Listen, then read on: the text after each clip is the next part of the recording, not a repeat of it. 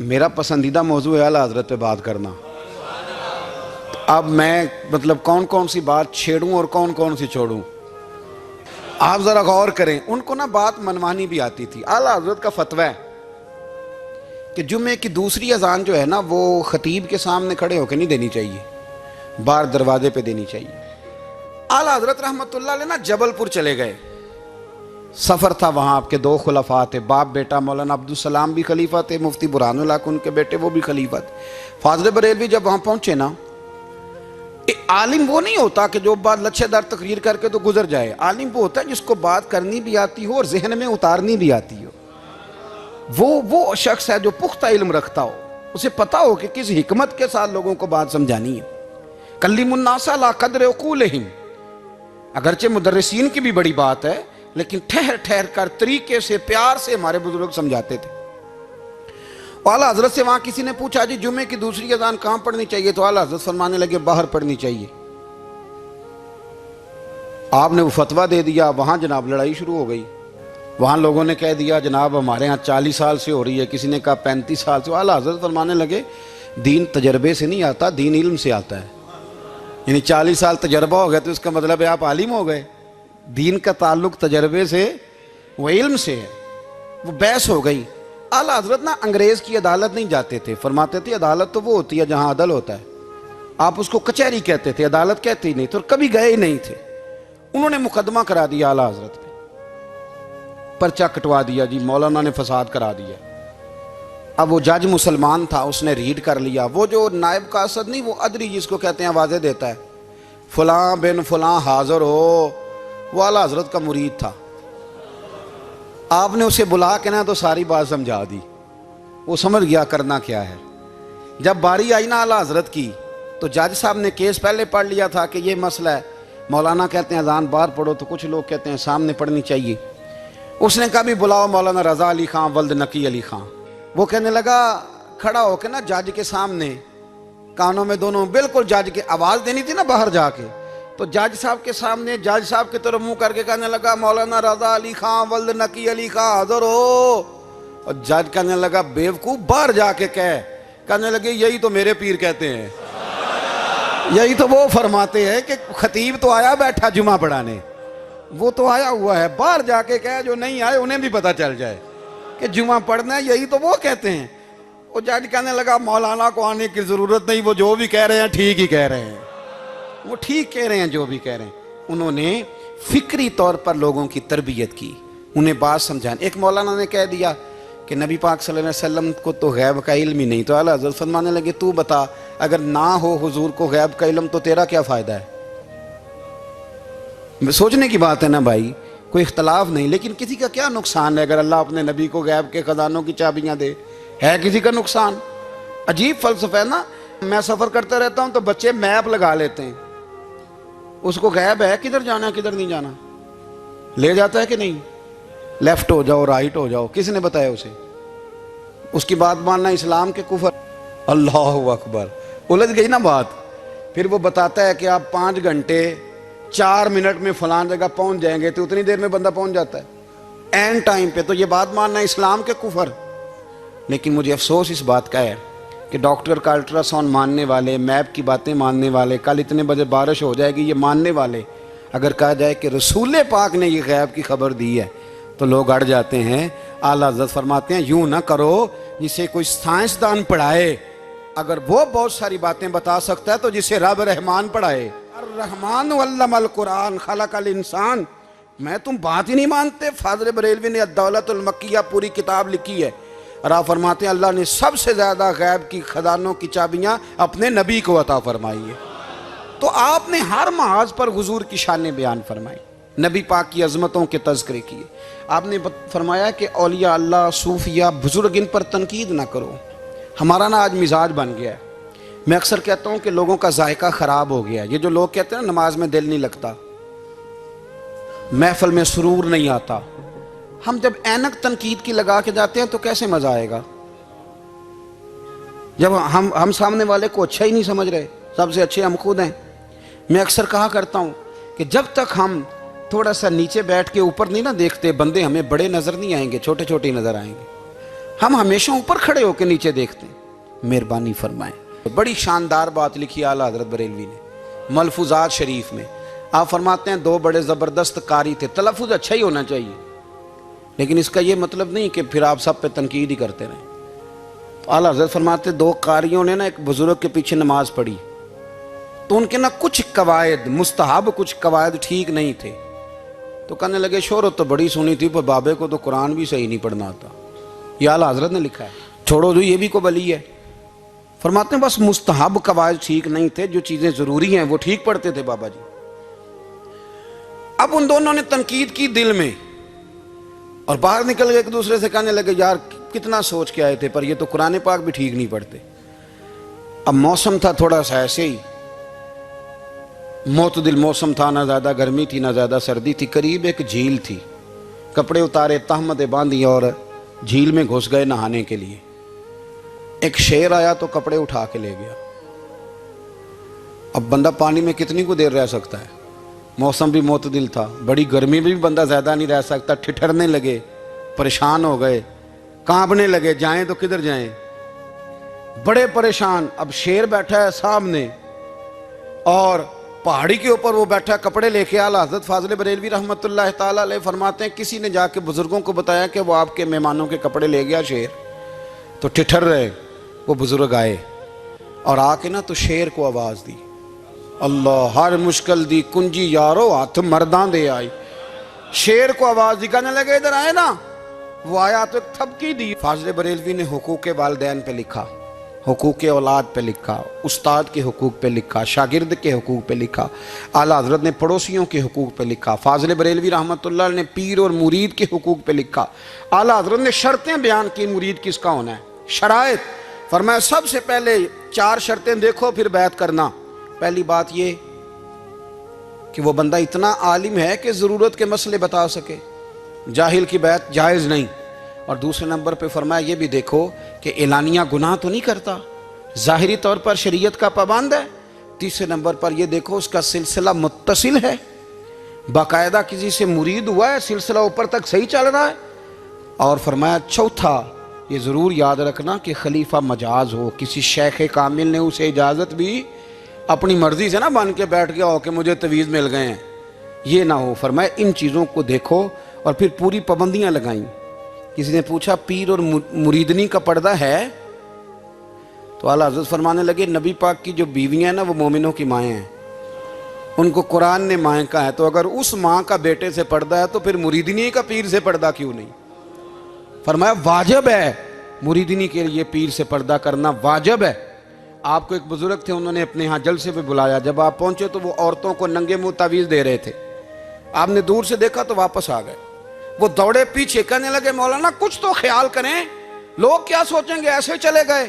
تو آپ فرمانے لگے شاہ جی آپ نبی پاک کی شریعت کا خیال نہ کریں تو میں آپ کا خیال کروں؟ شریعت اسلامیہ کا خیال نہیں کر رہے، بے پردہ عورتوں میں بیٹھے ہو. وہ کہنے لگے میں توبہ کرتا ہوں، آج کے بعد نہیں کروں گا. فرمایا پھر ہاتھ بڑھائیے، پھر میں آپ کے ہاتھوں کے بوسے لیتا ہوں. اس لیے کہ اگر آپ مان گئے ہیں تو پھر ہمارا اختلاف نہیں. ساری زندگی دین کی پہرے داری کی. اعلیٰ حضرت رحمۃ اللہ علیہ نے آج سے 150 سال پہلے کہا تھا مسلمان اپنے بینک قائم کریں، اپنا سرمایہ. ایک جو باتیں آج کر رہے ہیں نا آپ کے لوگ دانشور، وہ 125 سال پہلے کہا تھا کہ اپنے بینک بناؤ، آپس میں مسلمان تجارت کریں. فرمایا اپنا پیسہ ایک دوسرے پر خرچ کرو، غریبوں کو وظائف دو، وہ سارے طریقے اپناؤ جو صحابہ نے اور محبوب کریم نے ہمیں عطا فرمائے. مسلمانوں کی فلاح پر انہوں نے بڑا کام کیا. وہ زمانہ اقبال پہلے کہا کرتے تھے سارے جہاں سے اچھا ہندوستان ہمارا، پھر اللہ نے توفیق دی تو کہنے لگے نہیں خاص ہے ترکیب میں قوم رسول ہاشمی. اعلیٰ حضرت اسی زمانے سے کہہ رہے تھے نہیں بھائی جو مصطفیٰ کے غلام ہیں ان کا منصب اور معیار الگ ہے. بڑی محبت سے زندگی گزاری، اللہ سے بڑا ڈرتے تھے. سید ایوب علی رضوی صاحب آپ کے خلیفہ ہیں. وہ کہتے ہیں ایک چھوٹا سا بچہ صبح صبح آ گیا، کہنے لگا حضور آپ کی کل دعوت کرنی آ جائیں گے؟ آپ نے فرمایا آ جاؤں گا. کہنے لگا میں یتیم ہوں، باپ میرا فوت ہو گیا اور میرا بڑے دل کرتا ہے آپ سے محبت ہو گئی. فرمایا کب آؤں؟ اس نے کہا کل آ جانا. کیا کھلاؤ گے؟ تو چنے کی دال اس نے جھولی میں ڈالی. کہنے لگا حضور میں لے آیا ہوں، رات کو بھگاؤں گا، کل آپ کو کھلاؤں گا.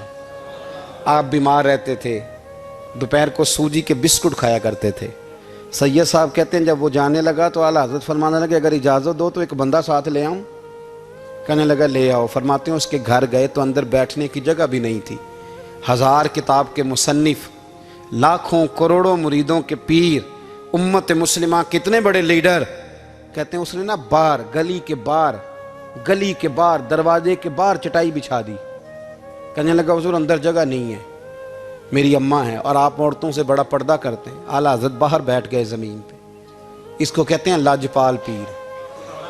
باہر بیٹھ گئے، وہ چنے کی دال لایا اور باجرے کی موٹی روٹیاں۔ آپ کو تکلیف رہتی تھی پیٹ میں، آپ وہ چیزیں استعمال نہیں کرتے تھے، پر 1.5 روٹی کھائی۔ کھانے کے بعد کہا جائیں، کہنے لگا نہیں میری اماں آگ جلا رہی ہے، چائے پی کے جانا۔ وہ چائے آئی، جو بندہ سڑک سے گزرتا حضور جہاں بیٹھنے فرمایا جاؤ کام کرو، دعوت ہماری ہے تمہاری نہیں، جاؤ اپنا کام کرو۔ وہاں بیٹھ کے کھانا کھایا۔ جب واپس نکلے تو اس بچے نے اجازت دی جائیے۔ واپس آئے تو کچھ چہرے پہ کمزوری کے آثار تھے، کچھ تکلیف پیٹ میں شروع ہو گئی۔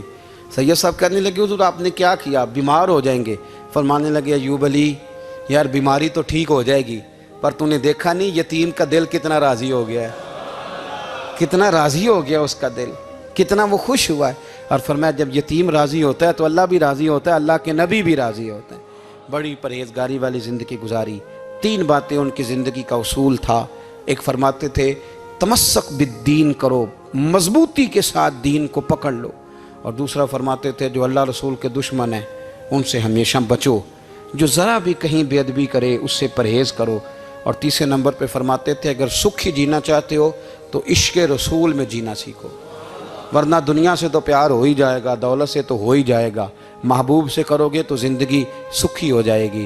ہمارے ہاں لوگ پوچھتے ہیں طبیعت کیسی ہے، لیکن یو پی میں، سی پی میں، لکھنؤ میں پوچھا جاتا ہے کہ کیا شکایت ہے آپ کو، کہتے ہیں یہ سر درد کی شکایت ہے۔ یہ اردو کا ایک محاورہ ہے۔ جناب کیا شکایت ہے، کہتے ہیں جی مجھے کمر درد کی شکایت ہے۔ پھر پوچھنے والے پوچھتے ہیں کہ جناب اس شکایت کا کیا بنا، تو صدر الشریعہ مولانا امجد علی صاحب اعظمی رحمۃ اللہ علیہ فرماتے ہیں اعلیٰ حضرت کو بخار تھا تو میں حاضر ہوا، تو میں نے کہا حضور شکایت کا کیا بنا؟ کہنے لگے مولانا پڑھے لکھے ہو کے تو ایسی باتیں نہ کرو، شکایت کس سے کرنی ہے، رب نے جس حال میں رکھا ہے بڑا ہی اچھا رکھا ہوا ہے، شکایت کا کیا معنی ہوا؟ اللہ نے جہاں سمجھا مناسب اس نے ہمیں رکھا ہے، شکایت کیا ہوتی ہے؟ مجھے کسی سے شکایت نہیں۔ فرمایا کرتے تھے الحمدللہ مجھے سر درد بھی ہوتا ہے اور بخار بھی ہوتا ہے اور میں بڑا خوش ہوں، یہ وہ والی بیماریاں ہیں، یہ وہ امراض ہیں جو نبیوں کے قدم بھی چومنے آیا کرتے تھے۔ میں خوش بخت ہوں کہ وہ امراض جو انبیاء کے پاس آتے تھے، سر درد اور بخار، وہ مجھے لگتے ہیں۔ اپنی زندگی کو رضا والی زندگی بنایا۔ یقین بڑا کامل تھا میرے اعلیٰ حضرت کا۔ امام غزالی نے حدیث لکھی ہے، نبی کریم صلی اللہ علیہ وسلم نے فرمایا ہے یقین اس طرح سیکھا کرو جس طرح تم قرآن سیکھتے ہو۔ آج میرے دور کا سب سے بڑا مسئلہ یقین کی کمزوری ہے۔ مسلمان کچی پکی سوچیں سوچتا ہے، کمزور کمزور جملے بولتا ہے، اس کو دنیا داروں کے وعدوں پر اعتماد جلدی ہوتا ہے، لیکن معاذ اللہ اللہ رسول کے وعدوں کے بارے میں یہ کئی دفعہ شکوک کا شکار ہوتا ہے۔ اسے سمجھنا چاہیے۔ فاضل بریلوی ایک پختہ یقین والی شخصیت تھے، پختہ یقین والی۔ بریلی شریف کے دائیں بائیں طاعون کا مرض پھیل گیا تو اعلیٰ حضرت فرماتے ہیں میرے منہ میں بھی کچھ گلٹیاں نکل آئیں، تو بعض لوگوں نے کہا شاید آپ کو بھی طاعون ہو گیا ہے۔ اعلیٰ حضرت رحمۃ اللہ علیہ فرماتے ہیں جو سب سے بہترین طبیب تھا وہ لایا گیا، اس نے میرا منہ دیکھ کے گلٹیاں دیکھ کے کہا اوہ آپ کو تو طاعون کا مرض ہو گیا ہے۔ تو اعلیٰ حضرت فرمانے لگے مجھے ساری بیماریاں لگ سکتی ہیں، یہ نہیں لگ سکتی۔ اس نے کہا حکیم میں ہوں کہ آپ ہیں؟ فرمایا نہیں آپ ہی ہیں، پر یہ بیماری مجھے نہیں لگ سکتی، یہ مجھے ہو نہیں سکتی۔ اس نے اصرار کیا تو اعلیٰ حضرت رحمۃ اللہ تعالیٰ علیہ اس کو کہنے لگے میاں تو جو مرضی کر لیکن مجھے طاعون کا مرض نہیں ہو سکتا، یہ بات طے ہے۔ وہ ناراض ہو کے چلا گیا۔ اب طاعون کی جو گلٹیاں ہوتی تھی نا وہ بڑے بڑے مہینوں نہیں جاتی تھی، تکلیف رہتی تھی۔ اعلیٰ حضرت کہتے ہیں میں نے اسی رات نا تھوڑی سی کالی مرچوں کا سفوف بنایا اور مسواک میں رکھ کے جب منہ کے اندر چھڑکا تو تھوڑا سا خون نکلا اور میرا منہ بالکل ٹھیک ہو گیا۔ سویرے میں نے کہا بلاؤ نا اپنے حکیم کو جو کہتا تھا طاعون ہو گیا ہے، تو لوگ کہنے لگے حضور آپ کو ویسے کیسے پتا تھا طاعون نہیں ہے؟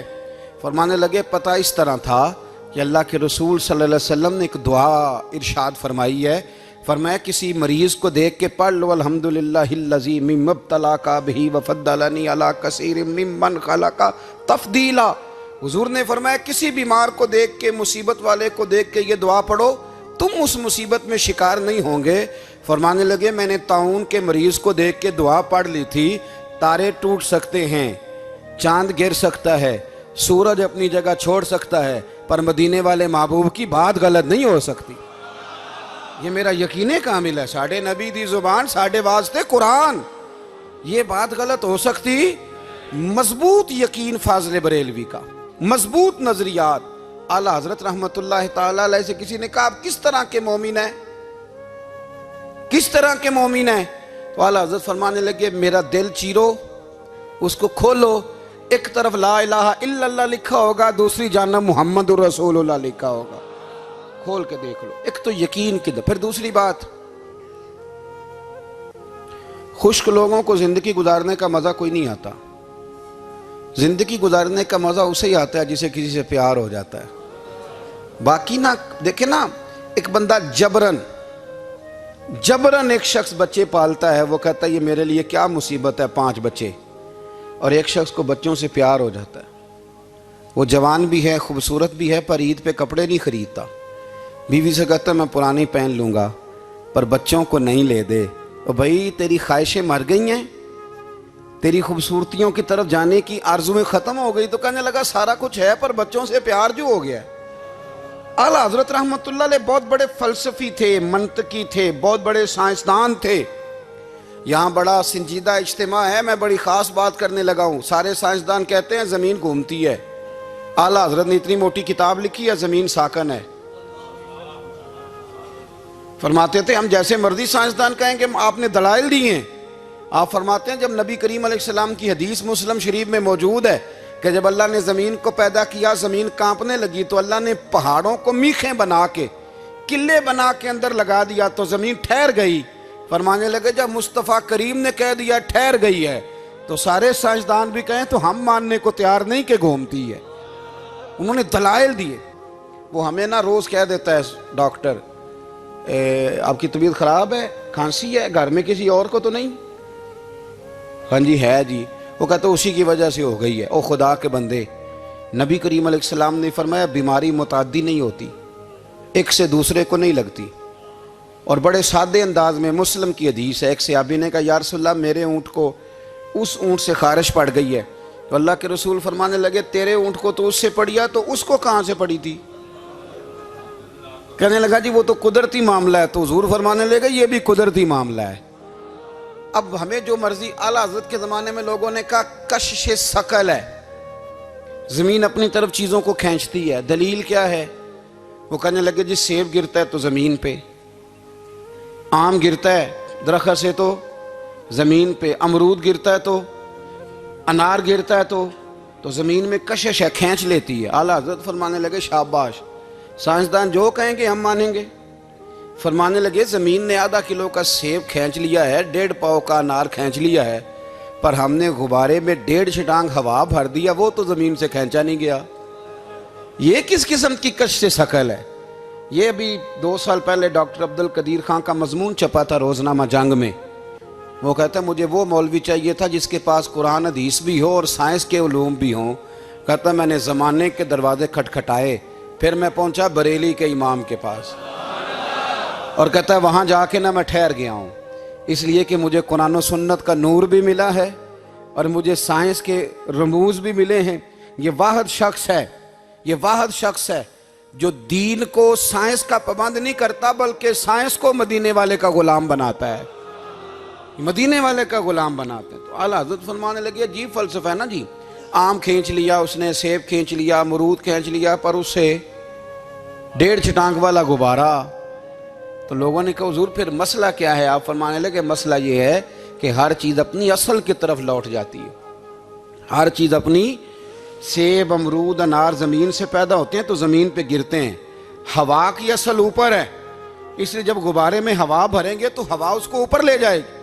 ہاں جب اس سے ہوا نکل جائے گی تو پھر غبارہ جو جس کی اصل ہوتی ہے ادھر لوٹ جاتا ہے. انسان مٹی سے بنا ہے تو جاتا کہاں ہے؟ مٹی دیں تے مٹی رہنا ہی. ایمی کا دی بلے بلے اج مٹی دے اتے بندیا تے کل مٹی دے تھلے. تو اعلی حضرت رحمت اللہ تعالی علیہ نے نا اپنے سارے علوم کو نبی پاک کا غلام بنا دیا.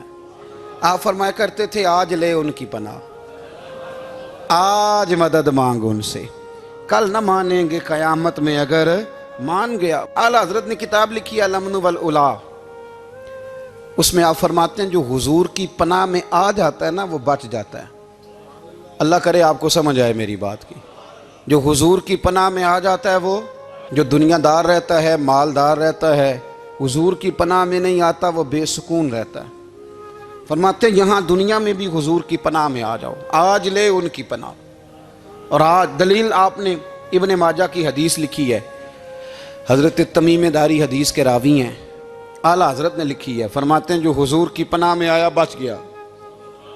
دلیل دیتے ہیں, فرمایا انسان تو انسان, جانور بھی آتے تھے تو بچ جاتے تھے.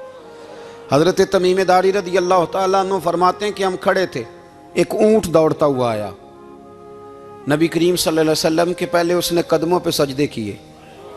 صحابہ کہنے لگے حضور ہمیں بھی اجازت دیں. فرمایا وہ تو بے زبان ہے, اسے تو پتہ کوئی نہیں, پیش نظر ہے وہ نو بہار, سجدے کو دل ہے بے قرار, روکیے سر کو روکیے یہی تو امتحان ہے. فرمایا اسے کیا پتا, تم تو مکلف ہو شریعت کے, تمہیں اجازت نہیں ہے. اور اعلیٰ حضرت نے 2 ٹوک لکھا ہے, فرمایا سوائے خدا کے کسی کو تعظیمی سجدہ بھی حرام ہے. یہ نوٹ کر لیں میری بات. اور اعلیٰ حضرت نے فتاوی رضویہ میں لکھا ہے کسی قبر پہ جاؤ تو 4 ہاتھ دور کھڑے رہو. اللہ کرے آپ کو سمجھ آئے. کتنے ہاتھ؟ 4 ہاتھ دور کھڑے رہو, سورت فاتحہ پڑھو, درود شریف پڑھو, جس قبر پہ گئے ہو ان کی روح کو اصال ثواب کرو, ان کے وسیلے سے دعا مانگو.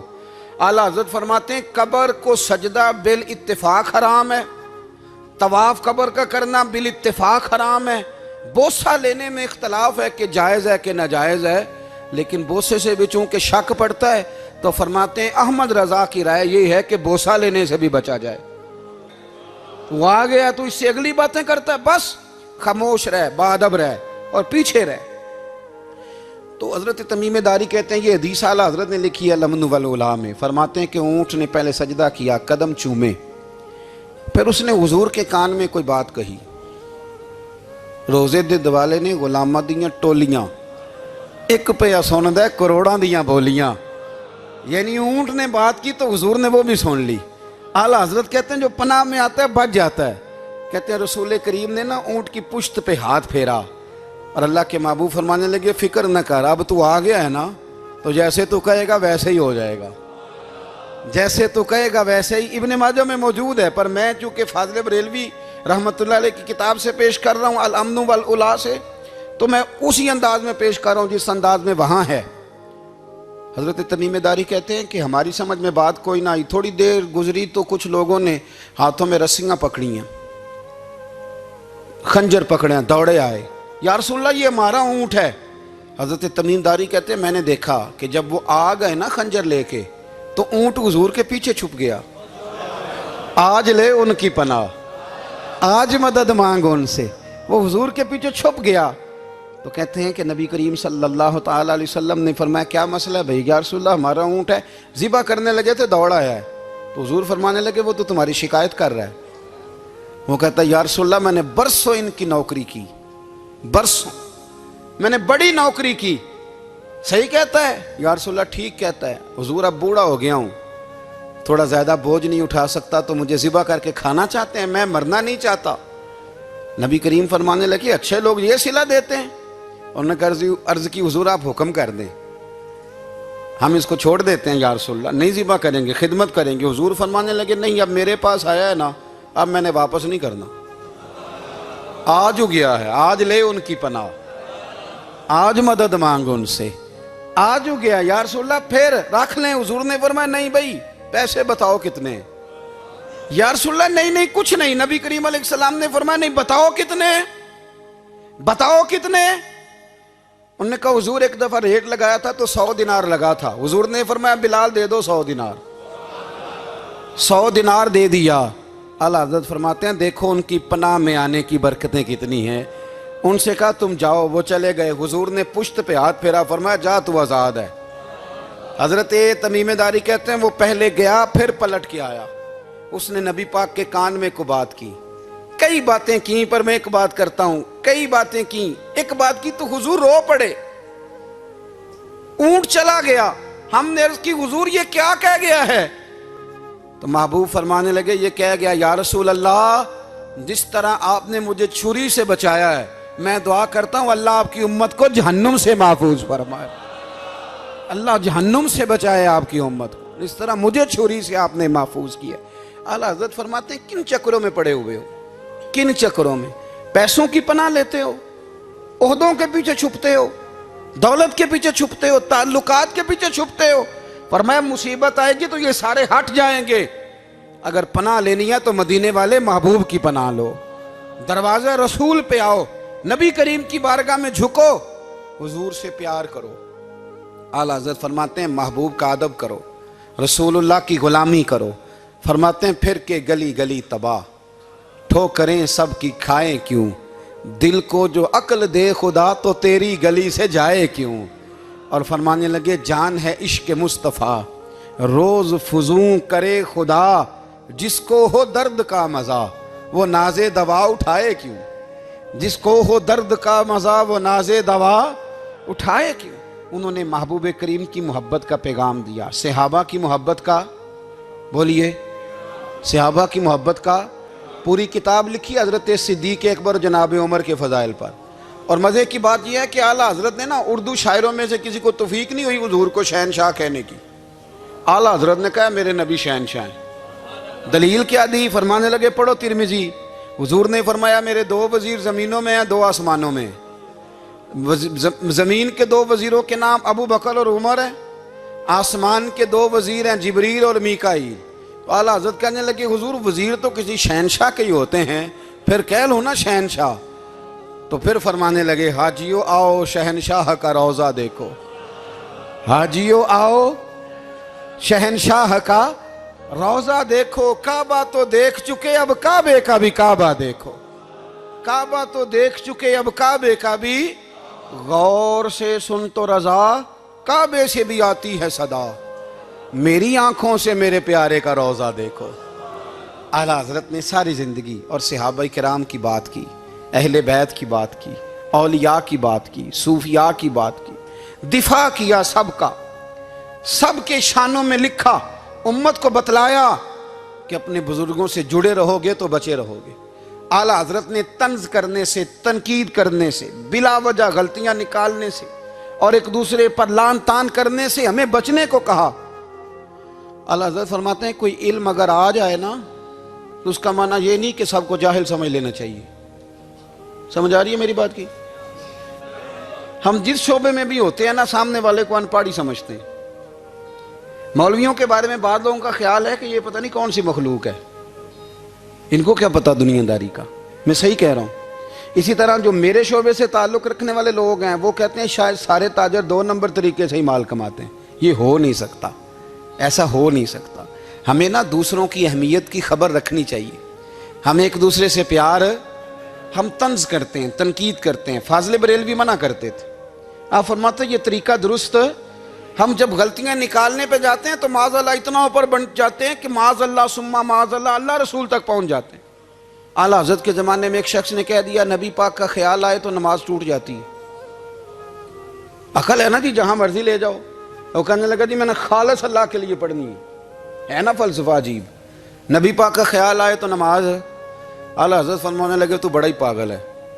جب تو کہے گا السلام علیکہ ایھا النبی, خیال آئے گا کہ نہیں؟ فرمانے لگے تو بڑا ہی نادان ہے. جب تو کہے گا اللہم صلی علی محمد وعلی, خیال آیا کہ نہیں آیا؟ فرمانے لگے تو نبی پاک کی بات کرتا ہے, نماز میں تو ابا اماں کا بھی خیال آتا ہے. ربنا اغفر لی والی والدیہ. فرمانے لگے ربے کے خیال سے نہیں ٹوٹتی تو مدینے والے کے خیال سے کیسے ٹوٹ گئی؟ فرمانے لگے بڑا ہی بیوقوف ہے تو. اعلیٰ حضرت فرمانے لگے تو کہتا ہے حضور کا خیال آئے تو ٹوٹ جاتی ہے. فرمانے لگے جب تک حضور کا خیال آئے نا نماز ہوتی ہی نہیں. جب تک حضور کا خیال نہ آئے نماز ہوتی نہیں، سوال ہی نہیں پیدا ہوتا۔ لوگوں نے کہا جناب وہ کس طرح؟ تو اعلیٰ حضرت فرمانے لگے اللہ نے کہا قرآن میں واقعی الصلاۃ، نماز پڑھو، یہ نہیں بتایا کتنی پڑھنی ہے، اور یہ بھی نہیں بتایا فجر کی کتنی پڑھنی ہے، یہ بھی نہیں بتایا ظہر کی، یہ بھی نہیں بتایا قیام کیسے کرنا ہے، ہمیں یہ بھی نہیں بتایا رکوع کیسے کرنا ہے۔ ہمیں کیسے پتہ چلا؟ جب صحابہ نے کہا نا رب کہتا ہے نماز پڑھیں تو کیسے پڑھیں، تو حضور فرمانے لگے سلو کما رأیتمونی اصلی، نماز اس طرح پڑھو کرو جس طرح مجھے پڑھتے ہوئے دیکھتے ہو۔ تو کہا یہ تو کیسی عجیب بات کر رہا ہے کہ نبی کریم صلی اللہ علیہ وسلم کا خیال آئے۔ اور پھر بڑی مزیدار بات، ایک شخص نے اعلیٰ حضرت سے آ کے نا اس زمانے میں نا ایک آریہ مذہب ہوتا تھا، اب اللہ کا شکر ہے وہ کوئی نہیں، اب ویسے جو بڑے نئے نئے مذہب نکل آئے ہیں، جو آدمی جتنا پڑھ جاتا ہے معاذ اللہ وہ ایک نئی بات ہی شروع کر دیتا ہے، اور جو انوکھی بات کرے اس کے پیچھے رش بھی زیادہ ہو جاتا ہے، سٹائل ذرا ہٹ کے ہو نا جی تو ذرا ماحول جلدی بن جاتا ہے۔ تو وہ آریہ مذہب تھا، تو وہ ایک آریہ آ گیا اعلیٰ حضرت کے پاس، آ کے کہنے لگا کہ فرض کی اہمیت زیادہ ہے کہ سنت کی؟ تو اعلیٰ حضرت فرمانے لگے بھئی اہمیت تو فرض کی زیادہ ہے۔ تو کہنے لگے آپ کا وضو تو پھر سنت سے شروع ہوتا ہے، وضو میں پہلا فرض ہے منہ دھونا، اور آپ سب سے پہلے ہاتھ دھوتے ہیں، یہ بھی سنت، ناک میں پانی ڈالنا یہ بھی، کلی کرنا یہ بھی۔ میری بات کی سمجھ آ رہی ہے؟ اس نے کہا یہ آپ عجیب لوگ ہیں، فرض اگر بڑا ہے تو پہلے فرض ہونا چاہیے تھا۔ سمجھ آ رہی ہے میری بات کی؟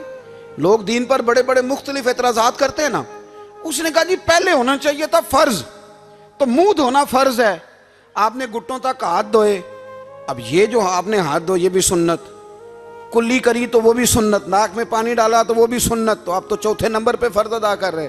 تو اعلیٰ حضرت فرمانے لگے تم اصل میں محبوب کا غلام نہیں نا، ہاں تجھے کیا پتا ہو یہ بات کیا ہے، تو بیٹھ جا ہم سے سن، ہم تجھے بتاتے ہیں۔ اس نے کہا جی کیا مطلب؟ فرمانے لگے یہ محبوب جو ہے نا ہمارے، یہ ہمیں بڑی جگہوں سے بچاتے ہیں، یہ بچا بچا کے فرائض تک لے جاتے ہیں۔ کیا مطلب؟ کہنے لگے حضور نے ہمیں کہا ہے کہ پہلے نا ہاتھ دھو لو، پتہ چل جائے پانی زیادہ گرم تو نہیں، منہ جالی نہ جائے، پہلے نا دیکھ لو۔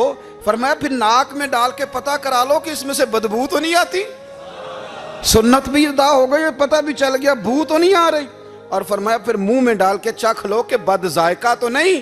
اب یہ 3 سنتیں ادا کر کے تم فرض ادا کرو گے تو اللہ بھی راضی ہوگا، اللہ کے رسول بھی راضی ہوں گے۔